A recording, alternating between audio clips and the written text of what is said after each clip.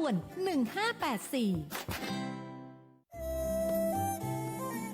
สวทลำปาง FM 97 เมกะเฮิรตซ์ วิทยุแห่งประเทศไทยให้ความรู้คู่ความสุข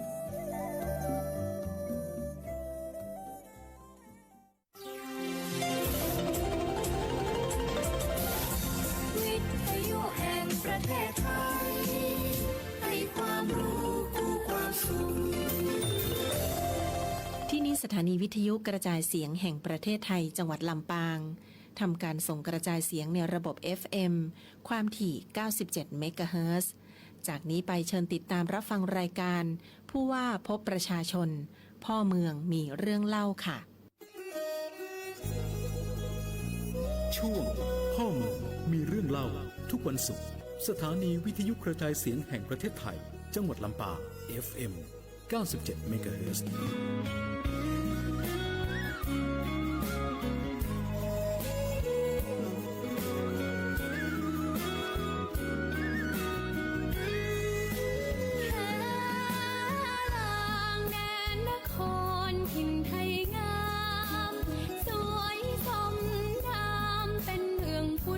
ศาสนามาแต่ก่อนเก่าสืบสายกันนานมาทั้งคนลำเรืองแข็งกล้าต่างมุ่งหน้ารักษานค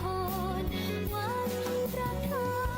ดงามล้ำเลิศอย่างกาดแก้วเพราะพระแก้วเคยประทับเก่าก่อนวันเจดีย์สร้างชื่อเสียงลือขจรแม้นใครได้มาเห็นก่อนต้องกลับย้อนมาชมอีกครั้งสาวงามที่ก็ขาดชมคงทันผิวบมเด่นงามเหมือนจันทราต่างอยู่สุขประกอบการอาชีพสมาเบิกบานสำราญอุรานั่งรถมาสุขใจขอวอนทุกโคประตูพาแล้วล่องมาเพลินชมธรรมผาไทยงามอย่างพุทธพานี่ละดินแดนไทยเทลามนครยิ่งใหญ่ใช่อื่นไกลลำบางกิน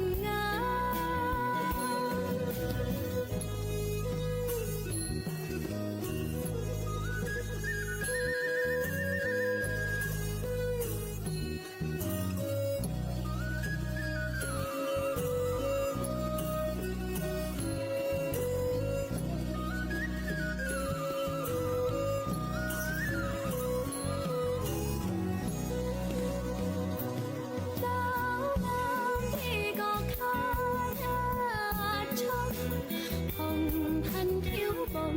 เด่นงามเหมือนจันทรา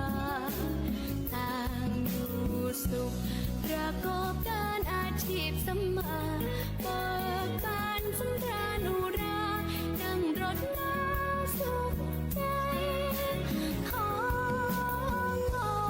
อนทุกโคประตูพาแล้วล่องมาเพลินชมธรรมผาไทยงามอย่างพุทธพานี่ละดินแดนไทยเทลามนครยิ่งใหญ่ใช่อื่นไกลลำบางกินงาม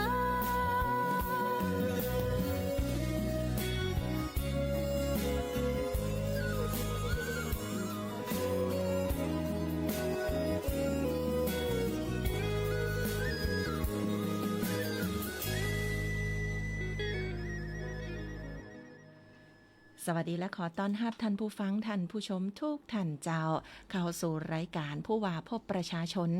ป่อเมืองมีเรื่องเล่าเจ้า โครงการประชาสัมพันธ์สร้างการรับรู้การบริหารราชการแบบบูรณาการจังหวัดลำปางในปี 2568 นะเจ้าวันนี้ออกอากาศสดเลยนะที่สถานีวิทยุกระจายเสียงแห่งประเทศไทยจังหวัดลำปาง FM 97 เมกะเฮิรตซ์เจ้าวันศุกร์ตั้งแต่ 8 โมงเจ้าเนาะจนถึง 9 โมงและรีลันแหมกำหนึ่งที่สถานีวิทยุอสมทลำปาง FM 99 เมกะเฮิรตซ์เจ้าในวันอาทิตย์ช่วง 8 โมงครึ่งถึง 9 โมงวันนี้เฮายังออนไลน์ผ่านทางเพจ Facebook ของสวทลำปางกรมประชาสัมพันธ์และทางสำนักงานประชาสัมพันธ์จังหวัดลำปางตัวนะเจ้าขอบคุณไปยังพี่น้องที่สถานีวิทยุเนกเนียวเรดิโอเจ้า 96.75 เมกะเฮิรตซ์ตำบลตุ่งกวาวอำเภอเมืองปานจังหวัดลำปางตีห่วมหับสัญญาณในช่วงเจ้าวันนี้ตัวเนาะพร้อมแล้วที่จะปาโมเฮามาติดตามรายการผู้ว่าพบประชาชนป่อเมืองมีเรื่องเล่านะเจ้าวันนี้น้องยุ้ยการจนาฟูปิงทำหน้าที่ดำเนินรายการซึ่งเฮาจะได้รับฟังข้อมูลข่าวสารและกับประเด็นสำคัญในการทำงานสัปดาห์นี้จากท่านป่อเมืองของเฮาเจ้าท่านผู้ว่าราชการจังหวัดลำปางอยู่พร้อมในห้องส่งตอนนี้แล้วท่านชุติเดชมีจันทร์สวัสดีท่านผู้ว่าเจ้าสวัสดีครับ ท่านผู้ฟังและท่านผู้ชมรายการของสถานีวิทยุกระจายเสียงแห่งประเทศไทยจังหวัดลำปางหรือสวทลำปางทุกท่านนะครับเจ้ามาตักตายกันในวันนี้ก็28 กุมภาพันธ์สู้ตายของเดือนกุมภาพันธ์เดือนแห่งความฮักพอดีนะเจ้าท่านเจ้าและเฮาก็จะมีแหมหลายๆภารกิจที่จะเล่าสู่กันฟังสำหรับพ่อแม่พี่น้องต่างบ้านเนาะติดตามรับฟังรับชมรายการอยู่นะเจ้าตอนนี้สามารถช่วยกันกดไลค์กดแชร์รายการที่เฮาไล่สดใดส่วนทันตีรับฟังผ่านทางวิทยุมีข้อคำถามมีข้อเสนอแนะหรือว่าสิ่งหนึ่งสิ่งใดที่ท่านอยากจะฝากเอิ้นมานะเจ้าหรือว่าอยากจะนำเรียนท่านปอเมืองของเฮาเนาะขออนุญาตส่งเข้ามาตามหมายเลข 0542245561 นะเจ้าทีมงานเขาก็จะได้บันทึกไว้แล้วก็นำส่งเข้ามาในรายการเนาะช่วงแรกนี่นะเจ้าเขาจะปาแฟนรายการของเฮาท่านผู้ฟังทั้งหลายเข้าสู่รายการผู้ว่าพบประชาชนป่อเมืองมีเรื่องเล่าติดตามประเด็นในการทำงานช่วงสัปดาห์นี้ก็จะมีเรื่องของภัยแล้งไฟป่านะเจ้าแล้วก็การทำงานในมิติต่างๆเริ่มต้นตีเรื่องของภัยแล้งก่อนเจ้าท่านผู้ว่าเจ้าในการเตรียมพร้อมรับมือสถานการณ์ภัยแล้งเพราะว่าช่วงนี้อากาศก็เริ่มแห้งละเนาะมันก็มากู่กันเจ้าภัยแล้งไฟป่านะเจ้าต่างจังหวัดลำปางของเฮาเนาะโดยทางกองอำนวยการป้องกันและบรรเทาสาธารณภัยจังหวัดเฮามีการประชุมคณะกรรมการและก็เตรียมความพร้อมเปิดที่จะรับมือกับสถานการณ์ในปีนี้จะได้พองเจ้าท่านครับขอบคุณท่านพิธีกรมากนะครับวันนี้แล้ววันที่28 กุมภาพันธ์เนี่ยนะครับทางกรมอุตุนิยมวิทยาเนี่ยเปิ้นประกาศให้เป็นวันสิ้นสุดฤดูหนาวนะครับก็วันพรุ่งนี้จะเริ่มต้นเข้าสู่ฤดูร้อนนะครับอย่างเป็นทางการนะครับทุกท่านก็ทราบอยู่แล้วว่าในช่วงที่ผ่านมาเนี่ยนะครับภัยหนาวนะครับปีนี้ก็ได้มีโอกาสนะครับสัมผัสความหนาวเย็นของอากาศนะครับพอเมื่อสิ้นสุดในเรื่องของภัยหนาวปุ๊บเนี่ยก็จะต่อเข้าสู่ฤดูร้อนนะครับซึ่งในห่วงฤดูร้อนเนี่ยปีนี้นะครับเริ่มตั้งแต่วันที่1 มีนาเนี่ยนะครับก็จะเข้าสู่ในภาวะภัยแล้งควบคู่กับฤดูร้อนเลยนะครับต่างจังหวัดเองก็ได้คำนึงถึงวิถีชีวิตความเป็นอยู่ของพี่น้องประชาชนเนี่ยโดยเฉพาะบ้านทางภาคเหนือนะครับจังหวัดลำปางเนี่ยเป็นพื้นที่ที่เป็นแหล่งต้นน้ำนะครับจังหวัดลำปางนี่เป็นต้นน้ำวังนะครับซึ่งเป็นเส้นเลือดใหญ่ในการหล่อเลี้ยงพี่น้องประชาชนแต่เรามีเขื่อนกักเก็บน้ำใหญ่ๆเนี่ยนะครับอยู่หลายแห่งนะครับหลายแห่งปริมาณน้ำในเขื่อนขนาดนี้ทั้งเขื่อนขนาดใหญ่เขื่อนขนาดกลางและเขื่อนขนาดเล็กเนี่ยนะครับเฉลี่ยอยู่ที่ 77% ณวันนี้ตัวเลขนี้ถือว่าดีนะครับดีแต่น้ำในอ่างเนี่ยนะครับปกติแล้วเนี่ยเปิ้นจะใช้ในระบบชลประทานเป็นหลักนะครับจากเขื่อนจากอ่างเนี่ยก็จะถูกระบายเข้าสู่ระบบชลประทานซึ่งพี่น้องประชาชนนะครับที่เป็นเกษตรกรก็จะได้อาศัยน้ำพี่น้องที่ถึงบ่ได้อยู่ในภาคเกษตรเนี่ยก็ต้องอาศัยน้ำเหล่านี้เพื่อใช้อุปโภคบริโภคในชีวิตประจำวันเป็นแหล่งน้ำที่จะนำไปผลิตระบบประปาให้กับพี่น้องประชาชนนะครับต่างจังหวัดเองเนี่ยก็ได้คำนึงถึงพื้นที่นอกเขต ชลประทานเนี่ยเพราะในแต่ละปีนะเรายังมีหลาย10หมู่บ้านที่ประสบนะครับปัญหาภัยแล้งนะครับเพราะฉะนั้นทางกองอำนวยการป้องกันและบรรเทาสาธารณภัยจังหวัดลำปางเองก็ได้มีการประชุมนะครับเชิญหน่วยส่วนราชการที่เกี่ยวข้องทั้งหมดมานั่งอู้กันว่าปีนี้ถ้าเกิดวิกฤตภัยแล้งขึ้นมาเนี่ยนะครับเราจะกระจายหน้าที่นะครับกระจายหน้าที่ในการทำงานช่วยเหลือพี่น้องประชาชนได้จะได้พ้องนะครับการประชุมครั้งแรกเนี่ยเป็นการกางแผนนะครับแผนป้องกันและบรรเทาสาธารณภัยนะครับในเรื่องของการเตรียมความพร้อมของทุกส่วนราชการบอกว่าคนบอกว่างบประมาณบอกว่าเครื่องไม้เครื่องมือหลักๆที่อยู่ในพื้นที่จังหวัดลำปางอาทินะครับสำนักงานป้องกันและบรรเทาสาธารณภัยเขต10นะครับที่มีที่ตั้งอยู่ที่จังหวัดลำปางมณฑลทหารบกที่32นะครับซึ่งท่านก็มีรถบรรทุกน้ำมีเครื่องไม้เครื่องมือในการที่จะเข้าไปช่วยนะครับดูแลพี่น้องประชาชนแต่การช่วยในแต่ละปีเนี่ยนะครับต้องเรียนพี่น้องประชาชนว่ามันเป็นการช่วยนะครับแก้ไขปัญหาเฉพาะหน้านะครับปีนี้เราก็กำหนดว่าเราจะดูแลเรื่องน้ำอุปโภคบริโภคนะครับก่อนอันดับหนึ่งในกรณีที่น้ำมันบ่เพียงพอเนี่ยเราจะต้องให้พ่อแม่พี่น้องเนี่ยได้มีน้ำเพื่อการอุปโภคและบริโภคเป็นอันดับหนึ่งเหลือจากนั้นนะครับก็จะเป็นน้ำเพื่อการเกษตรรองลงไปแต่ถ้าปริมาณน้ำนะครับในแหล่งกักเก็บน้ำก็ดีเนี่ยนะครับน้ำในระบบที่บอกว่ากรมทรัพย์น้ำกรมทรัพยากรน้ำนะครับดูแลกันอยู่เนี่ยนะครับบ่เพียงพอก็คงต้องขอความร่วมมือจากพ่อแม่พี่น้องนะครับว่าน้ำเนี่ยจะเน้นในเรื่องของการเพื่อการอุปโภคบริโภคก่อนนะครับแล้วก็ได้มีการอู้คุยสั่งการให้ทางกระทรวงเกษตรเนี่ยได้ไปประชาสัมพันธ์ในเรื่องของการปลูกพืชนะครับที่ใช้น้ำน้อยในช่วงฤดูแล้งนะครับอย่างที่เรียนไว้นะบ้านเฮาก็ยังเป็นพื้นที่เกษตรกรรมพี่น้องมีวิถีชีวิตในการดำรงชีพในการปลูกพืชผักสวนครัวทำไร่ทำนาทำสวนเนี่ยนะครับเพื่อหารายได้เลี้ยงครอบครัวเนี่ยก็ยังมีความจำเป็นที่จะต้องใช้น้ำอยู่ที่ตะกี้บอกว่าเป็นเรื่องระยะสั้นนี่ก็คือว่าปีนี้เราจะให้นะครับทุกองค์กรปกครองส่วนท้องถิ่นทุกท่านในอำเภอทุกอำเภอเนี่ยเอาแผนหมู่บ้านที่ประสบภัยแล้งในแต่ละปีมากางนะครับและชี้เป้าไปเลยว่านะครับ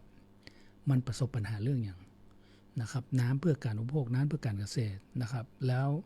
ในที่ประชุมก็ได้ตกลงกันว่าก็จะมอบส่วนราชการเลยนะครับบ้านกอไก่นะครับตำบลขอไข่อำเภอเมืองเนี่ยก็จะมอบส่วนราชการลงไปดูแลเลยและวางแผนแก้ปัญหาระยะยาวที่ผมอู้นี่ก็คือว่าถ้าบ้านอยู่บนพื้นที่สูงนะครับแหล่งน้ำเนี่ยเป็นต้นน้ำจริงแต่มันกักเก็บน้ำมาได้ถ้าเก็บกามน้ำได้มีแหล่งกักเก็บน้ำได้ก็อาจจะขอชลประทานเข้าไปรับผิดชอบดูแลแต่ถ้ามันเก็บมาได้นะครับมันอยู่ในพื้นที่ป่าก็คงต้องขอกรมทรัพยากรน้ำบาดาลเข้าไปดูแลหมู่บ้านนี้เลยว่าท่านมีแผนจะใดและจะใช้เงินจะใดมีช่องทางจะใดเพื่อเป็นการแก้ไขปัญหาระยะกลางและระยะยาวให้กับพี่น้องชาวบ้านบ่ต้องมานั่งคุยกันเป็นปีไปนะครับปีนี้แผนปีนี้ก็เหมือนมันแก้ไขปัญหาเฉพาะหน้าแค่ปีนี้นะครับเพื่อพี่น้องประชาชนประสบปัญหาน้อยที่สุดนะครับแต่เรามองว่าถ้าเอาฮื้อส่วนรายการไปอยู่ในพื้นที่ไปดูแลเลยเนี่ยปัญหาเชิงลึกนะครับแล้วรวมถึงการแก้ปัญหาเชิงลึกเนี่ยเราจะแก้จะใดนะครับแล้วก็เอาปิกมาประมวลปัญหาและอุปสรรคนะครับเพื่อจะได้นำเสนอโครงการขอตั้งงบประมาณในการแก้ไขปัญหานะครับอันนี้เป็นเรื่องหนึ่งนะครับที่เวลาประชุมเนี่ยรอบนี้เราประชุมแล้วจะเน้นมองไปไกลๆนิดนึงนะครับแล้วจะมอบส่วนราชการเข้าไปดูแลแต่ในเรื่องภัยที่จะเกิดในปีนี้นะครับก็ได้เตรียมการไว้อย่างที่เรียนไว้เรามีหน่วยงานที่มีเครื่องจักรจังหวัดลำปางจะโชคดีที่เป็นศูนย์เขตของกรมป้องกันและบรรเทาสาธารณภัยนะครับแต่ทั้งนี้ทั้งนั้นก็ได้บอกในที่ประชุมว่าศูนย์เขตของจังหวัดลำปางเองไม่ได้ดูแลแค่จังหวัดลำปางยังต้องดูแลเชียงใหม่แม่ฮ่องสอนนะครับลำพูนเนี่ยในพื้นที่รับผิดชอบของเขตนะครับแต่ถ้าภัยมันกระจายไปทั่วประเทศเนี่ยรถน้ำของศูนย์เขตลำปางต้องเคลื่อนตัวไปช่วยที่จังหวัดอื่นตัวเนี่ยอันนี้เราก็ได้คิดแล้วก็วางแผนว่าแสดงว่า ถ้าบอกว่ามีเครื่องจักร10เนี่ยถึงเวลาที่มันเกิดปัญหาภัยแล้งกระจัดกระจายไปทั่วประเทศเนี่ยจาก10รถที่มี10คันเนี่ยมันอาจจะเหลือในพื้นที่แค่2คันนะครับก็เลยต้องดูว่าองค์กรปกครองส่วนท้องถิ่นเนี่ยมีความพร้อมก่อนนะครับแต่ผมเชื่อว่าณวันนี้องค์กรปกครองส่วนท้องถิ่นเนี่ยทั้งเทศบาลทั้งอบตทั้งอบจนะเปิ้ลมีความพร้อมในเรื่องเครื่องไม้เครื่องมือพอสมควรมีคนมีบุคลากรมีงบประมาณก็คือเงินสำรองจ่ายนะครับมีรถน้ำนะครับที่สามารถกระจายน้ำให้กับพี่น้องประชาชนนะครับแหล่งน้ำดิบมาจากไหนแหล่งน้ำดิบก็มาจากการประปาส่วนภูมิภาคเป็นหลักก่อนนะครับเพราะว่าเป็นน้ำที่สามารถใช้บริโภคได้เลยนะครับอันนี้ก็เป็นเรื่องหนึ่งที่จังหวัดเองให้ความสำคัญแล้วก็จะมีการนัดหมายในการประชุมต่อไปซึ่งเรื่องนี้ต้องติดตามสถานการณ์แต่ในส่วนหนึ่งนะครับต้องเรียนไว้อันนี้ทางท่านอุตุนิยมวิทยาก็คือข้อมูลว่าเดือนมีนาเนี่ยคือเดือนวันพรุ่งนี้ก็อย่าเดือนมีนานะคาดการว่าจะมีปริมาณฝนเข้ามาในพื้นที่นะครับเพราะนั้นสถานการณ์นะครับแล้งเนี่ยอาจจะมีน้ำเพิ่มขึ้นแต่คงไม่เยอะหรอกเพราะที่ผ่านมาเนี่ยนะครับก็มีฝนตกในพื้นที่พ่องนะครับดินก็น่าจะมีโอกาสที่จะเก็บความชุ่มชื้นได้บางส่วนแต่เนื่องจากว่าอย่างที่เรียนไว้นะพรุ่งนี้ก็เข้าสู่ภาวะฤดูแล้งแล้วนะครับก็คือหน้าร้อนก็ผมไม่แน่ใจว่าความร้อนมันจะขึ้นไปกี่องศาแต่อุตุประเมินไว้สูงสุดน่าจะอยู่ที่ประมาณ42องศาเป็นตัวเลขที่สูงอยู่นะครับสูงอยู่ครับเจ้ารับตานึกถึงช่วงวันที่อากาศร้อนจัดนี่โอ้โห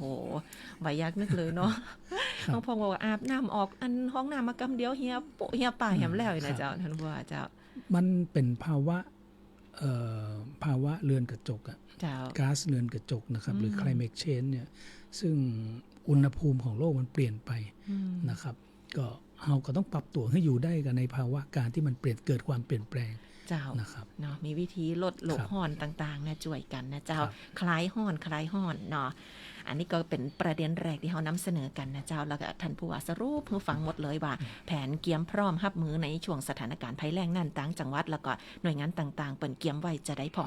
ทั้งนี้ก็เปื่อลดผลกระทบนะเจ้าที่จะเกิดขึ้นกับพี่น้องประชาชนเจ้าซึ่งแหมนึงปัญหาตีมักจะมากูกันอยู่แล้วเนาะกูปีนะเจ้าแล้งกับกูกับไฟป่ากับหมอกควันซึ่งแม้ว่า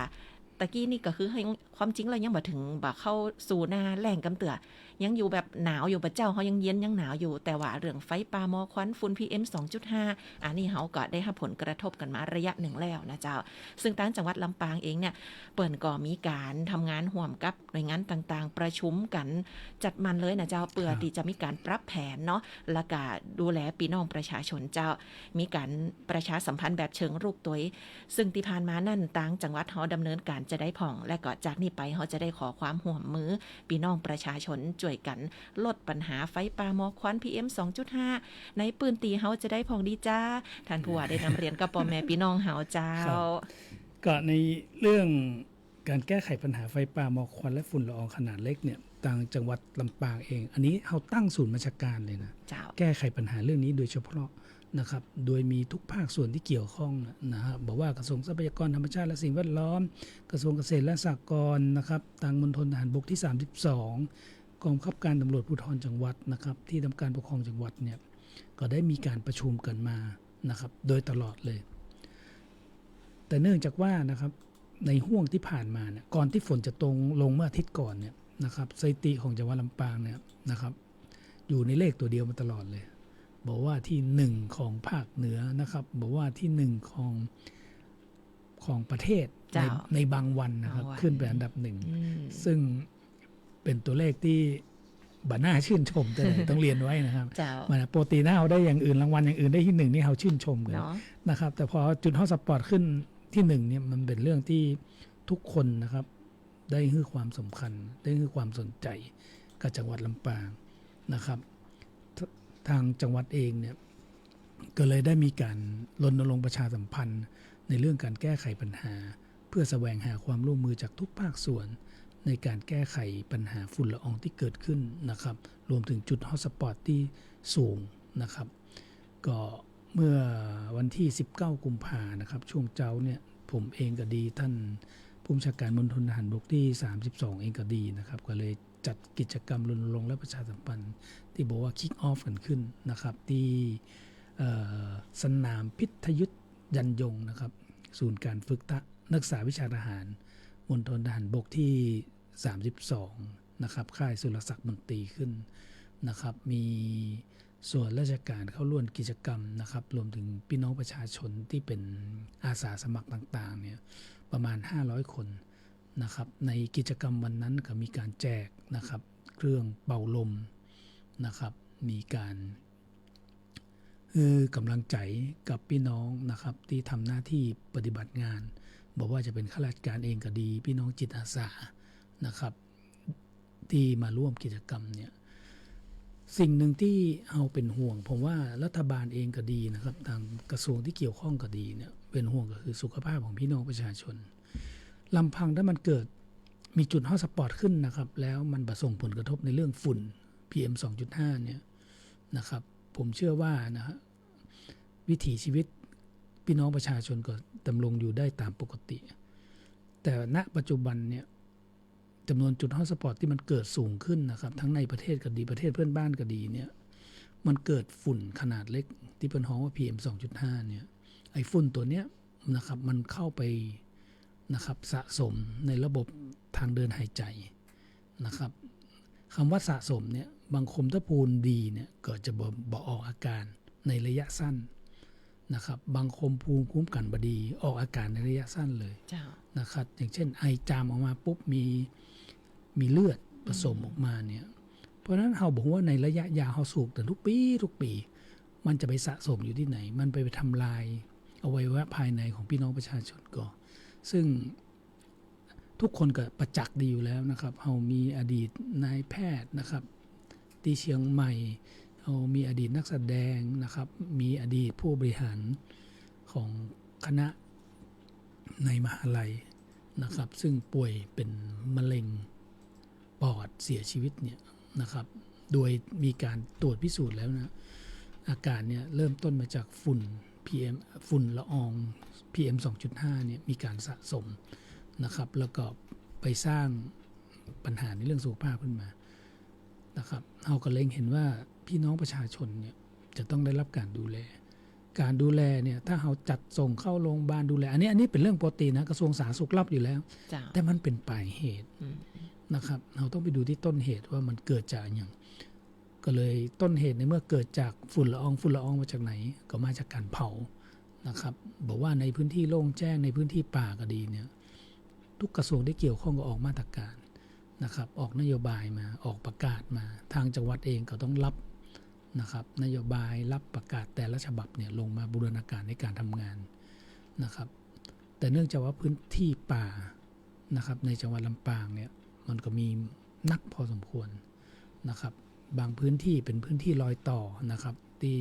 คนทำงานว่าเป็นห้องว่าพื้นที่เก่งใจนะครับรอยต่อระหว่างลำปางตากลำพูนเนี่ยพื้นที่เก่งใจนะครับว่าจริงๆแล้วมันเป็นพื้นที่ของจังหวัดไหนคือจังหวัดไหนก็ต้องรับผิดชอบตัวเองแต่เนื่องจากว่าบางทีเนี่ยแนวเขตมันประชัดนะครับแล้วก็พี่น้องที่มีหากินกับป่าเนี่ยนะครับอย่างเช่นจะไปล่าสัตว์พ่องนะครับจะไปหาของป่าพ่องเนี่ยก็ไปทำให้มันเกิดเชื้อเพลิงขึ้นในพื้นที่การดับก็ยากลำบากนะครับอันนี้เขาก็หันใจนะครับของเจ้าหน้าที่พื้นที่สูงชันบางทีมันขึ้นมาได้มันดับมาได้แต่ไฟมันก็ลามไปเรื่อยๆจาก1จุดเป็น2จุด2จุดเป็น4จุด4จุดเป็น8จุดเนี่ยทำให้ปริมาณในช่วงนั้นนะครับบอกได้เลยอำเภอแม่พริกอำเภอเถินนะครับไล่ขึ้นมาเลยจนถึงอำเภองาวนะครับแจ้ห่มบางส่วนงาวเนี่ยเกิดจุดฮอตสปอตขึ้นสูงมากอันดับ1ของประเทศเลยนะครับผมก็เลยเรียนท่านผู้ชมท่านผู้ฟังเนี่ยว่าคนที่จะให้ความดูแลปกป้องผืนแปรได้ดีนะคือพี่น้องประชาชนนะครับบ่ได้บอกให้ท่านไปดับแต่อย่างน้อยสุดท่านทำความเข้าใจและมีการประชาสัมพันธ์กันเองในหมู่บ้านและดูแลนะครับพูดคุยกันในหมู่บ้านว่าจะมีความร่วมมือได้จะใดสอดส่องดูแลคนที่เข้าป่าล่าสัตว์ในมีไข่พ่องก็แจ้งทางเจ้าหน้าที่นะครับเพื่อเจ้าที่จะได้ไปดูแลนะครับติดตามสถานการณ์ได้ นะครับอย่างที่บอกไว้ผมเรียนไว้เลยนะเจ้าหน้าที่ป่าไม้1คนนะดูแลพื้นที่โดยเฉลี่ย 10,000 ไร่นะไม่ใช่คนดูแล10 ไร่3 ไร่เนี่ย10,000 ไร่นะครับเพราะฉะนั้นศักยภาพในการที่จะดูแลปกป้องผืนป่า1 ต่อ 10,000 ไร่เนี่ยมันน้อยมากที่จะทำหน้าที่ได้ดีนะเพราะฉะนั้นคนที่ดีที่สุดก็คือการเฝ้าระวังของพี่น้องประชาชนนะครับการเฝ้าระวังของพี่น้องประชาชนเพื่ออย่างผมบอกคำตอบสุดท้ายดูแลสุขภาพของพี่น้องประชาชนในตำบลหมู่บ้านนั่นแหละนะครับเพราะถ้าเป็นแล้วเนี่ยจะได้รัฐกับตึงดูแลรักษาแต่รัฐจะต้องใช้งบประมาณต่อใดในการดูแลรักษาผู้ป่วยที่เกิดจากฝุ่นละอองอันนี้ก็อยากจะฝากไว้นะครับต่างจังหวัดกับพยายามมีการประชุมอยู่ทุกสัปดาห์เลยนะครับมีวอลลุ่มจัดตั้งประเมินสถานการณ์ช่วงนี้ก็กลับหลังจากฝนแล้วเนี่ยก็จะปีกเข้ามาอย่างวันนี้ก็ประมาณ9 จุดนะครับถามว่าเยอะก็มันก็ไม่เยอะแต่มันก็ยังเป็นที่1ของภาคอยู่ แค่9 จุดนะครับจังหวัดอื่นเป็น2 จุด1 จุดเองหรือบ่มีเลยนะครับอันนี้ก็ขอความร่วมมือพี่น้องประชาชนตัวนะครับเนาะเป็นสิ่งที่เขาอยากจะช่วยกันให้ลำปางนี่ฟ้าใสไร่หมอกขวัญ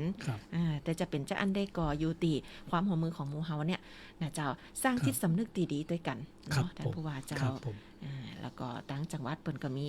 ประชุมศูนย์วอลลุ่มกันอยู่เป็นประจำนะติดตามสถานการณ์กันต่อเนื่องเลยบางเตือเขาอยู่ตั้งนอกที่เขาอาจจะมาฮู้ว่าเปิ้นทำงานกันโอ้โหตึงวันตึงคืนนะเจ้าดักเดินก็ขึ้นประทรงหลายรายงานกันตลอดนะเจ้าท่านผู้ว่าได้รับรายงานตลอดเลยนะละเจ้านี่คือประเด็นเรื่องไฟป่าหมอกควันแล้วก็ฝุ่น PM 2.5 พี่น้องเจ้าเฮาอยู่ในช่วงเวลาของรายการผู้ว่าพบประชาชนป่อเมืองมีเรื่องเล่าเจ้าท่านชุติเดชมีจันทร์ผู้ว่าราชการจังหวัดลำปางของเฮานำเรียนป่อแม่พี่น้องไปประมาณ2ประเด็นละเดี๋ยวแหมสักประเด็นหนึ่งแล้วกันนะเจ้าก่อนที่จะไปพักกันเนาะขอเป็นเรื่องในด้านของความมั่นคงเจ้าวันนี้กับการเดินหน้าป้องกันและปราบปรามเรื่องยาเสพติดเจ้าท่านผู้ว่าเจ้าถือว่าเป็นปัญหาร้ายแรงที่รัฐบาลขอให้ความสำคัญในการป้องกันและก็ปราบปรามทั้งจังหวัดลำปางของเฮาก็มีการประชุมคณะกรรมการศูนย์เช่นเดียวกันเจ้าล่าสุดนี่มีประเด็นที่อยากจะนำเสนอให้กับพ่อแม่พี่น้องประชาชนได้รับทราบจะได้พ่องเรียนเชิญเจ้าครับอันนี้ก็เป็นนโยบายนะของทุกรัฐบาลเลยนะครับในเรื่องของการที่จะป้องกันและปราบปรามยาเสพติดที่เกิดขึ้นในพื้นที่นะครับโดยเฉพาะจังหวัดลำปางเนี่ยเขาได้มีการประชุมครั้งล่าสุดเมื่อวันที่24 กุมภาพันธ์คือวันจันทร์ที่ผ่านมาในช่วงบ่ายเนี่ยนะครับโดยมีคณะกรรมการทุกภาคส่วนเข้ามาอยากจะเรียนว่าข้อมูลบางเรื่องเปิดเผยได้นะครับอย่างกรณีปัจจุบันเนี่ยยาบ้าด้วยเฉลี่ยเนี่ยราคาอยู่ที่เม็ดละ 30-50 บาทในพื้นที่นะซึ่งต่างจากในอดีตมากเลยในอดีตเม็ดหนึ่งก็ 200-300 บาทนะครับปัจจุบันเนี่ยราคาอยู่ที่ 30-50 บาทผู้เสพก็จะเสพในปริมาณที่เยอะขึ้นเพราะราคามันถูกลงนะครับการจับกุมเนี่ยโดยเฉพาะจังหวัดลำปางเองเนี่ยล่าสุดเนี่ยนะครับจับได้มีล็อต6 ล้านเม็ดนะครับหลังสุดนี่2 ล้านกว่าเม็ดนะครับ2 ล้านกว่าเม็ดนี่ที่ศพปราบนะครับ2 วันที่ผ่านมาเนี่ยครับเขาเผายาบ้าบนรถเลยนะครับเจ้าหน้าที่นะครับทั้งตำรวจทหารฝ่ายปกครองเนี่ยบูรณาการเขาเข้มงวดมากเลยเพราะมันจังหวัดลำปางเป็นทางผ่านจะไปทางไหนก็ต้องผ่านลำปางนะครับยกเว้นที่เอามาจากอันพะเยาเข้าแป้อันนั้นก็เส้นทางหนึ่งนะครับถ้ามาจากเชียงใหม่นะครับอย่างเนี้ยก็จะใช้เส้นทางหลักคือผ่านลำปางนะครับล่าสุดนี่เมื่อ2 วันนี่ขนมาตั้งรถ6 ล้อนะครับพอมาถึงเจอจุดสกัดนะครับปรากฏว่าประเดี๋ยวเขาเผาบนรถเลยเผาบนรถเลยนะครับไอ้จับได้ที่มันตกหล่นเลี่ยราดเนี่ยที่มันยังไม่ได้มีการเผาเลยอยู่ที่ 30,000 กว่าเม็ดนะครับรถก็เป็นรถ6 ล้อใหญ่นะครับเพราะฉะนั้นแสดงว่ากระบวนการเนี่ยตอนนี้ในการค้ายาเสพติดเนี่ยเขาทำทุกรูปแบบอะคือถ้ารู้ว่าไปบ่รอดแล้วยอมเผารถเลยนะครับแล้วผู้ต้องหาเนี่ยในรถมีอยู่3 คนเท่าที่ได้รับรายงานแล้วก็มีรถนำแบบ1เอาก็เลยจับได้2 คนแถม2 คนก็สร้างความเดือดร้อนเจ้าบ้านแถมที่มันหนีมันไม่ได้วิ่งหนีมันขโมยรถเครื่องเจ้าบ้านหนีไปนะครับเนี่ยไอ้ป้อกาก็พยายามจะทำทุกรูปแบบนะครับเพื่อจะนำเข้ายาและจำหน่ายนะครับโดยเฉพาะพื้นที่ตอนในของประเทศเนี่ย ทุกครั้งนะครับที่เราจับรายใหญ่ได้เนี่ยนะครับเราก็ได้มีการขยายผลโดยทางตำรวจนะก็ได้มีการขยายผลนะครับเพื่อจะติดตามยึดทรัพย์เนี่ยเป้าหมายของจังหวัดลำปางที่ต่างโดยเฉพาะทางตำรวจเนี่ยเพื่อจะได้รับเป้าในเรื่องหมายจับก็ดีในเรื่องการยึดทรัพย์ก็ดีเนี่ยเราพยายามจะเร่งรัดในการดำเนินการให้ได้ตามตัวชี้วัดนะครับตอนนี้ผ่านมายังมาถึง2ไตรมาสยังบ่ครบ2ไตรมาสเดือนมีนานะครับ31มีนาเนี่ยตอนนี้เขาจับได้ผู้ต้องหาตามเป้านะครับรวมถึงยึดทรัพย์เนี่ยก็เกินกว่า 50% นะครับที่เหลือเนี่ยตัวนี้จะเป็นตัวชี้วัดในเรื่องประสิทธิภาพในการทำงานของส่วนราชการที่เกี่ยวข้องกับยาเสพติดนะครับที่หมายถึงว่ามีหน้าที่นะครับกับเกี่ยวข้องกับยาเสพติดเนี่ยที่เข้าไปดำเนินการจังหวัดลำปางตัวเลขถ้าถามว่าสวยก็สวยอยู่นะครับเพราะทุกภาคส่วนยังให้ความร่วมไม้ร่วมมือ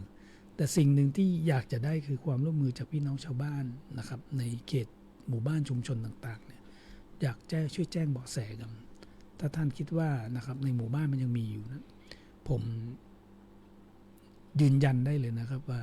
ทางจังหวัดลำปางโดยผมก็ดีท่านผู้การทหารตำรวจก็ดีนะพร้อมที่จะลงไปตรวจสอบนะครับในระดับหมู่บ้านชุมชนเมื่อได้รับการรับแจ้งนะครับให้ไปตรวจสอบนะครับหลังสุดก็เข้าไปตรวจสอบนะครับเพื่อสร้างความมั่นใจเพื่อสร้างความอบอุ่นให้กับหมู่บ้านชุมชนนะครับว่าสิ่งต่างๆเหล่านี้มันจะเกิดเหตุอาชญากรรมขึ้นในพื้นที่นะครับเพราะอาชญากรรมในพื้นที่ส่วนใหญ่แล้วเนี่ยจะเป็นเหตุที่ต่อเนื่องมาจากผู้ที่ใช้นะครับทั้งเสพทั้งติดยาเสพติดเป็นหลักเลยนะครับเพราะฉะนั้นถ้าท่านคิดว่าท่านอยู่แล้วยังบ่มั่นใจว่าในหมู่บ้านในบ้านท่านกลัวจะหายเมื่อใดเพราะยังมีผู้เสพอยู่นะท่านส่งข่าวมาได้เลยบ่ต้องออกชื่อเสียงเรียงนามไปส่งมานะครับมาถึงจังหวัดเมื่อใดปุ๊บจะมีชุดเนี่ยลงไปดูไปเฝ้าระวังนะครับอันนี้คือความมั่นใจได้เลยนะครับว่าทุกท่านที่ให้ข้อมูลมานะจะได้รับการปกป้องนะครับปกปิดบ่ต้องใส่ชื่อมาก็ได้ใส่มาว่ามีที่ไหนบ้านไหนใครนะจะลงไปดูนะครับครับผมเพราะว่าถ้ายังมีปัญหายาเสพติดอยู่นี่พี่น้องประชาชนใจชีวิตกันแบบหวาดระแวงเนาะเจ้าท่านอยู่ก็บ่ม่วนใจจะได้ฮู้ไปตั้งได้ก็กว่าลูกหลานโดนคนตีก้ายาคนตีเสพยาเนาะมาทำร้ายเอายังจะได้ของนี่โอ้มีหลายตอนนี้ตัวเลขล่าสุดเนี่ยผู้เสพและผู้ติดและเป็นจิตเวชเนี่ยอันนี้กลุ่มนี้น่าห่วงนะครับในการประชุมล่าสุดเนี่ยเหลือแค่คนเดียวที่ยังเป็นสีแดงอยู่นะครับอันนี้ตามข้อมูลที่ติดตามมานะครับตอนนี้เหลือคนเดียวอยู่ที่อำเภอเกาะคาเพราะเขาไม่ได้ชื่อไข่อำเภอเกาะคาไปหาดูประชากรต้อง 5-6 หมื่นคนนะครับแต่ยังเชื่อว่าน่าจะยังมีอยู่ยังหลงเหลืออยากจะได้ข้อมูลเหล่านี้เพื่อเราจะนำคนกลุ่มนี้เข้าบำบัดรักษานะครับจากแดงคือเป็นเหลืองเป็นเขียวขึ้นได้นะครับเพื่อจะได้ชุมชนจะได้มีความมั่นอกมั่นใจในการใช้ชีวิตกลุ่มนี้บอกว่าถ้าเกิดป่วยจิตวันใดนะไปอาละวาดทำร้ายพี่น้องตัวเองในบ้านพ่อแม่เนี่ยพี่น้องแล้วก็พานไปถึงเพื่อนบ้านหรือคนในชุมชนอันนี้อันตรายมากนะครับก็อยากจะฝากไว้ครับเขาคือการดูแลการตึงป้องกันปราบปรามบังคับใช้กฎหมายแล้วก็พูดถึงเรื่องการบำบัดรักษาตัวนะเจ้าก็เป็นการช่วยกันดูแลเรื่องปัญหาสังคมเนาะภัยความมั่นคงต่างๆเจ้าตีเฮาได้นำมาเรียนให้กับพ่อแม่พี่น้องจากรายการผู้ว่าพบประชาชนป่อเมืองมีเรื่องเล่านะเจ้าสำหรับกึ่งแรกของรายการเนาะเดี๋ยวช่วงนี้จะขออนุญาตพักกันกั๊มนึงก่อนเจ้าปีกมาปะกันในช่วงหน้ายังมีแหมหลายประเด็นที่น่าสนใจผู้ว่าพบประชาชนป่อเมืองมีเรื่องเล่าเจ้ารัฐบาลกำชับหน่วยงานที่เกี่ยวข้องเตรียมรับมือสถานการณ์ภัยแล้งปีฟังข่าวทางการเขาบอกว่าปีนี้น้ำน้อยทางออกของชาวไร่ชาวนาเราตอนนี้ก็คงต้องงดทำนาปลังแล้วล่ะแม่จ๋าไม่เป็นไรพ่อจ๋าอย่างน้อยเราก็รู้และเข้าใจว่าสถานการณ์ตอนนี้เป็นยังไงจะได้เตรียมรับมือได้ทันว่าแต่เราจะปลูกอะไรดีล่ะที่มันทนแล้งใช้น้ำน้อยแต่ได้ผลผลิตดีแล้วก็ไม่ต้องดูแลมากนักหนูรู้ค่ะพืชทนแล้งที่คุณครูเคยสอนไว้ก็อย่างเช่นพริกคะน้าเห็ดฟางกวางตุ้งเลยค่ะ พ่อจ๋าแม่จ๋า เก่งมากลูกอ๋ออย่างมะระจีนแตงกวาถั่วฝักยาวก็ได้เหมือนกันนะจ๊ะ แล้วเราก็เอาฟางข้าวแกลบขี้เลื่อยหรือพลาสติกคลุมหน้าดินไว้เพื่อช่วยรักษาความชุ่มชื้นหรือจะใช้แบบระบบน้ำหยดก็น่าสนใจนะลดการใช้น้ำได้ดีเลยล่ะ ยอดเยี่ยมเลยกูดทัดใจรูดมากๆเลยค่ะ เย้ พืชทนแล้งปลูกได้ใช้น้ำน้อย รู้ภัยเข้าใจรับมือได้สำนักประชาสัมพันธ์เขต 3 กรมประชาสัมพันธ์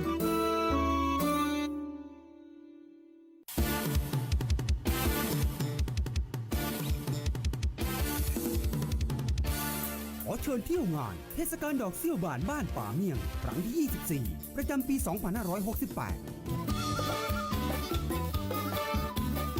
สุดยอดเทศกาลบนขุนเขารายล้อมด้วยดอกเซี่ยวบ้านสะพรั่งบนผืนดอยสุดชิลท่ามกลางบรรยากาศอันแสนสบายณชุมชนบ้านป่าเมียงวิถีบ้านป่าเมียงหน้ายนต์ชุมชนท่องเที่ยวไร่ชาจิบกาแฟริมทานฟังเสียงนกขับขานณลานดอกเซี่ยวชมการแสดงพื้นบ้านชิมอาหารเลิศรสพื้นถิ่นช็อปสินค้าพื้นเมืองโอท็อปเที่ยวเพลินถนนคนเดินบ้านป่าเมียงพบกัน28 กุมภาพันธ์ถึง 2 มีนาคมนี้ที่บ้านป่าเมียงหมู่ 7 ตำบลแก่ซ้อนอำเภอเมืองป่าน จังหวัดลำปางเทศกาลงานดอกเซี่ยวบานที่เมืองป่านนาบ้านป่าเมียงธรรมชาติสร้างสรรค์ร้อยเรียงบ้านป่าเมียงมีดอกเซี่ยวบาน8:43 นาทีเจ้าโมเฮากำลังเฮอเกียรติดตามรับฟังและรับชมรายการผู้ว่าพบประชาชนป่อเมืองมีเรื่องเล่าเจ้าสัปดาห์นี้เขาได้รับเกียรติจากท่านป่อเมืองของเฮานะท่านชุติเดชมีจันทร์เจ้าผู้ว่าราชการจังหวัดลำปางมาร่วมรายการในช่วงเกิงแรกนั้นท่านผู้ว่าก็ได้นำเรียนไปหลายๆประเด็นเจ้าในด้านการทำงานเนาะเรื่องของภัยแล้งไฟป่ายาเสพติดเจ้าส่วนเกิงหลังนี่เขาจะมาเล่าให้ฟังกันต่อเจ้ากับประเด็นตีต่างท่านรัฐมนตรีว่าการกระทรวงทรัพยากรธรรมชาติและสิ่งแวดล้อมเปิ่นได้ลงปืนตีมาติดตามภารกิจตีโรงบาลจ้างนะเจ้าของศูนย์อนุรักษ์จ้างไทยหรือว่าสถาบันโฆษบาลแห่งชาติในพระอุปถัมภ์ในช่วงหลายวันก่อนนี่นะเจ้าบรรยากาศเป็นจะได้พ่องคือต่างท่านผู้ว่าได้นำเรียนกับพ่อแม่พี่น้องได้เล่าสู่กันฟังช่วงนี้เจ้าครับคือวันเสาร์ที่แล้วนะครับวันเสาร์ที่22 กุมภาเนี่ยนะครับผมกับท่านรองผู้ว่าการจังหวัดท่านรองกฤษณะเนี่ยได้มีโอกาสไปต้อนรับท่านดร.เฉลิมชัยศรีอ่อนนะครับรัฐมนตรีว่าการกระทรวงทรัพยากรธรรมชาติและสิ่งแวดล้อมนะครับกับท่านจตุพรบุรุษพัฒน์ปลัดกระทรวงทรัพยากรธรรมชาติและสิ่งแวดล้อมเนี่ยในการที่ลงพื้นที่ตรวจติดตามภารกิจของโรงพยาบาลช้างนะครับหรือที่เป็นห้องว่าศูนย์อนุรักษ์ช้างไทยนะครับที่ท่านได้มีโอกาสเนี่ยมาเยี่ยมเยือนจังหวัดเนี่ยผมว่าเป็นสิ่งที่ดีนะครับว่านอกจากจะมามาดูเรื่องช้างนะครับที่ความคืบหน้าในการดูแลพายศักดิ์สุรินทร์ก็ดีอย่างก็ดีเนี่ยนะครับท่านก็ได้นะครับสนับสนุนนะครับเป็นนโยบายมาว่าคือบุคลากรในสังกัดกระทรวงทรัพย์เนี่ยคือความร่วมไม้ร่วมมืออย่างเต็มที่เลยนะครับในเรื่องของการแก้ไขปัญหาไฟป่าและหมอกควันด้วยนะครับต่างจังหวัดเองก็ได้รายงานสถานการณ์นะครับในเรื่องที่เกิดขึ้นเพราะช่วงที่ผ่านมาอย่างที่เรียนไว้จังหวัดลำปางอันดับ1เลยนะครับและหน้าที่หลักเนี่ยไฟป่าเนี่ยนะครับที่นำเรียนท่านรัฐมนตรีไว้เนี่ย 90% เนี่ยอยู่ในพื้นที่ของป่าสงวนและป่าอนุรักษ์นะครับวันนั้นท่านผู้อำนวยการสำนักต่างๆท่านอธิบดีกับมาทั้ง2กรมนะทั้งกรมอุทยานแห่งชาติสัตว์ป่าและพันธุ์พืชอธิบดีกรมป่าไม้มาหมดเลยนะครับก็ได้มานั่งอู้คุยกันนอกนะครับแบบเป็นทางการดีกว่าง่ายๆก็เลยเข้าใจนะครับท่านก็บ่ได้ตำหนิตีเตียนว่าไฟมันเกิดขึ้นสูงเพราะว่าเฮาก็รายงานข้อมูลทุกอย่างที่ท่านให้ความสนใจนะครับนอกจากเรื่องช้างเลยนะครับแต่ในส่วนของเรื่องของศูนย์รักช้างไทยหรือสถาบันโฆษบาลแห่งชาติในพระอุปถัมภ์เนี่ยนะครับก็เป็นศูนย์ที่ต้องเรียนไว้นะครับมีช้างที่ฝากเลี้ยงก็ดีนะช้างในพระราชูปถัมภ์ก็ดีเนี่ยอย่างเช่นพายศักดิ์สุรินทร์เนี่ยนะครับซึ่ง ผมก็อยากให้ข้อมูลพี่น้องชาวบ้านอย่างว่าณวันนี้นะครับอนาคตระยะยาวนะท่านเห็นว่าพายศักดิ์สุรินทร์เนี่ยมีคดชลักษณ์ที่สวยนะครับมีงาที่ยาวนะครับสองข้างเลยแต่เป็นว่างาที่ยาวเนี่ยนะครับกำปืนไว้เนี่ยทำให้พายศักดิ์สุรินทร์เนี่ยบางทีก้มบ่ได้กินอย่างก็บ่ได้นะครับทำให้กระดูกคอเริ่มมีปัญหาเสื่อมนะครับเสื่อมตามสภาพร่างกายที่เกิดขึ้นนะครับ เรื่องนี้อาจารย์สัตวแพทย์ในหลายสถาบันการศึกษาขณะนี้ก็ได้มาคุยกันนะครับได้มีการประชุมว่าจะดูแลพายศักดิ์สุรินทร์ได้จะได้เพื่อเพื่ออนาคตแล้วเนี่ยกระดูกคอจะเสื่อมหนักขึ้นนะครับนะฮะถ้าดูจากรูปเนี่ยนะงาแกยาวแล้วกำไว้ก้มไปได้คือสรุปแล้วคือต้องเชิดหน้าตลอดนะครับนี่คือปัญหาทางกายภาพของพายศักดิ์สุรินทร์นะครับอนาคตนะครับที่ผมไปร่วมฟังเลยนะครับมีโอกาสได้รับข้อมูลทางแก้ปัญหาเนี่ยธรรมชาติของช้างเนี่ยจริงๆแล้วเนี่ยถ้าช้างป่าเนี่ยเขาจะเอางาไปเสียดกับต้นไม้อย่างนั้นคือลบความคมลบความยาวนะครับแล้วก็แต่ช้างเลี้ยงเนี่ยก็จะมีปัญหาว่ามันไม่ได้ไปทำอย่างนั้นในป่านะครับก็ทำให้งาเนี่ยงอกยาวมาเรื่อยๆปีนึง3 เซนป้องนะครับประมาณเนี้ย2 เซน3 เซนมันก็ยาวมาตลอดวิธีการก็คือในเชิงวิชาการเนี่ยมันต้องมีการตัดงานะครับแต่คนเลยเข้าใจโอ้ตัดนี่ตัดงาเนี่ยมันเหมือนเล็บอะครับเล็บสัตว์ที่มันจะมีโพรงนะครับเวลาตัดเนี่ยต้องตัดไปถึงโพรงประสาทถ้าตัดถึงโพรงประสาทเนี่ยมันมีโอกาสตายคนที่ล้มช้างเอางาเนี่ยเขาตัดทั้งหมดเลยล้างช้างถึงล้มไงที่เปิ้ลบอกก็คือช้างตายเนี่ยนะครับแต่ถ้าช้างบ้านเนี่ยนะครับเปิ้ลก็จะตัดงาอยู่ประมาณบ่ถึง1 ใน 3นะครับแล้วมันจะงอกมาใหม่นี่ต้องเรียนเจ้าบ้านพี่น้องคนผู้ฟังไว้ก่อนนะผมจะพูดว่าโอ้อันนี้ในเชิงวิชาการนะครับตัดแล้วมันงอกใหม่อย่างที่บอกมันจะงอกปีละ1-2 เซนนะครับอย่างพายศักดิ์สุรินทร์ตอนนี้จะมีประเด็นเรื่องกระดูกคอเสื่อมเพราะก้มบ่ได้งากำปืนไว้นะครับก็คงต้องเป็นเรื่องที่อันตังสัตวแพทย์ของสถาบันโฆษบาลหรือศูนย์รักช้างไทยเนี่ยจะต้องดูแลและรายงานสถานการณ์ตลอดนะครับเพราะช้างเชือกนี้ก็อยู่ในความดูแลของวังตัวนะครับอันนี้ก็อยากจะเรียนไว้ที่บอก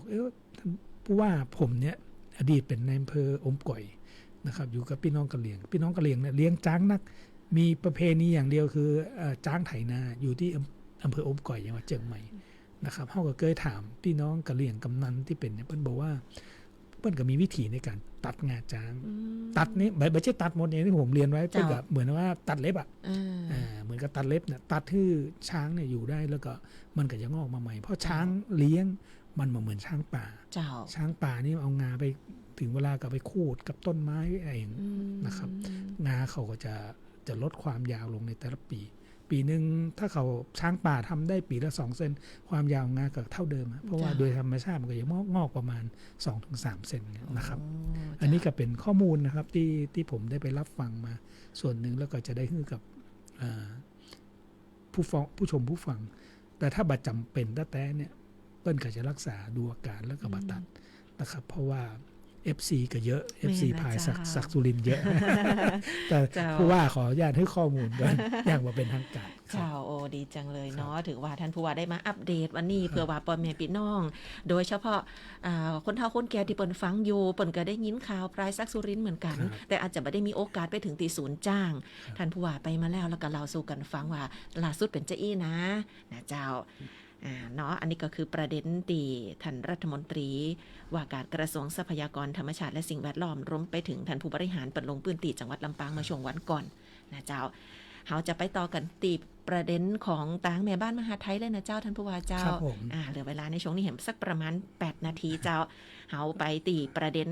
ในการขับเคลื่อนภารกิจงานของแม่บ้านมหาไทยจังหวัดลำปางเนาะนำโดยท่านนัชชามีจันทร์นะเจ้าประธานแม่บ้านมหาไทยจังหวัดลำปางซึ่งภารกิจของเปิดในช่วงที่ผ่านมานี่มีหลายด้านขนาดวันนี้ท่านผู้ว่าจะได้สรุปให้หมู่เฮาได้ฟังกันเจ้าก็คือตั้งชมรมแม่บ้านมหาไทยจังหวัดลำปางนะครับซึ่งนำโดยคุณนัชชามีจันทร์เนี่ยภรรยาผมเนี่ยนะครับก็ได้นำสมาชิก นะครับของชมรมแม่บ้านมหาดไทยเนี่ยลงไปตรวจเยี่ยมนักเรียนทุนพระราชทานมทส.นะครับประจำปี 2568 นะครับเพราะว่าทุนพระราชทานมทส.เนี่ยเป็นทุนของในหลวงรัชกาลปัจจุบันเนี่ยที่ได้ดำเนินการจัดตั้งมูลนิธินะครับไว้ตั้งแต่สมัยพระองค์ท่านเนี่ยดำรงพระอิสริยยศเป็นมกุฎราชกุมารเป็น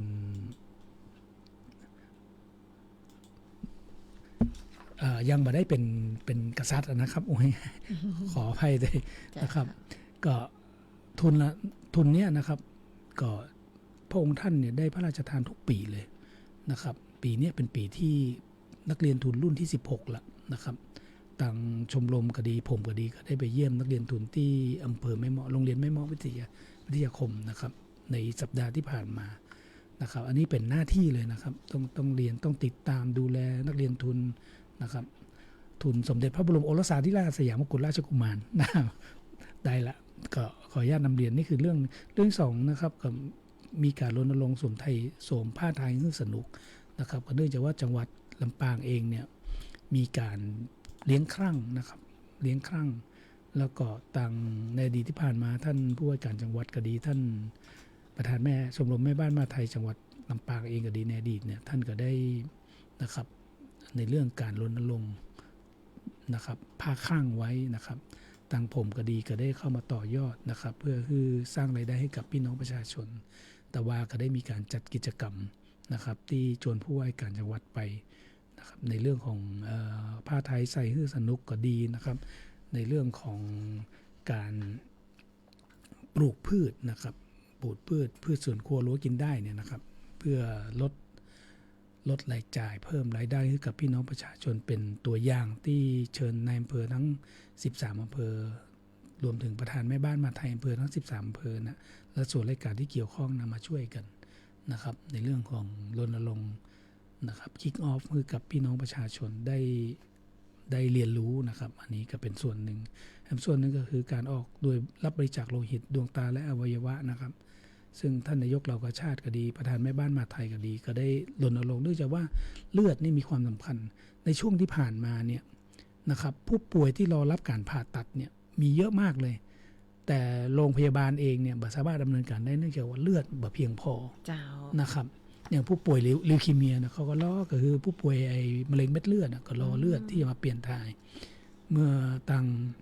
จังหวัดเองก็เลยพยายามรณรงค์ขณะนี้ทุกสัปดาห์นะครับจะมีแผนออกรับบริจาคโลหิตตอนนี้เลือดมีเพิ่มขึ้นในคลังสำรองเลือดเนี่ยในปริมาณที่ถามว่าเยอะยังไม่เยอะนะครับเพราะสัดส่วนเพื่อกำหนดไว้ 5% เนี่ยจากเดิมเขามี3เนี่ยตอนนี้พยายามขยับขึ้นได้ 4% คือมีเลือดสำรองได้เลือดสำรองไล่ก็สำรองได้แค่เดือนต่อเดือนแค่นั้นเองนะครับมันมีอายุอยู่แต่พอได้มาเนี่ยก็ทำให้ผู้ป่วยที่รอรับการผ่าตัดเนี่ยได้เข้ารับการรักษานะครับอันนี้ก็เป็นกิจกรรมหนึ่งที่ทั้งเรากาชาติจังหวัดทั้งชมรมแม่บ้านมหาดไทยจังหวัดเนี่ยได้ช่วยกันรณรงค์เพราะว่าที่สุดแล้วเนี่ยทุกอำเภอจะต้องให้ความร่วมมือนะครับเฮาก็ได้เลือดมาจากท่านในอำเภอนี่แหละที่ไปประชาสัมพันธ์ไปเชิญชวนพี่น้องประชาชนมาบริจาคโลหิตนะครับอันนี้ก็เป็นเรื่องหลักๆประมาณ3เรื่องนะครับเรื่องที่4ก็มีการฉายหนังนะครับการกุศลเพื่อหารายได้ให้กับชมรมถามว่าสตังค์ที่ได้เป็นไหน1แจกทุนการศึกษาคือกับการออกพื้นที่ทุกครั้งอย่างทุนน้อมจิตร่วม9เนี่ยนะครับก็มีการแจกทุนให้นักศึกษาเพิ่มเติมจากที่ได้รับอยู่แล้วนะครับทุนมทสเนี่ยทางชมรมแม่บ้านมหาดไทยก็ได้แจกทุนเพิ่มสมทบให้กับน้องๆนักเรียนนักศึกษานะครับได้มีสตังค์ไว้ใช้จ่ายนะครับในห่วงที่ศึกษาเล่าเรียนอยู่นะครับรวมถึงลงพื้นที่ช่วยเหลือผู้ป่วยกลุ่มเปราะบางต่างๆนะครับ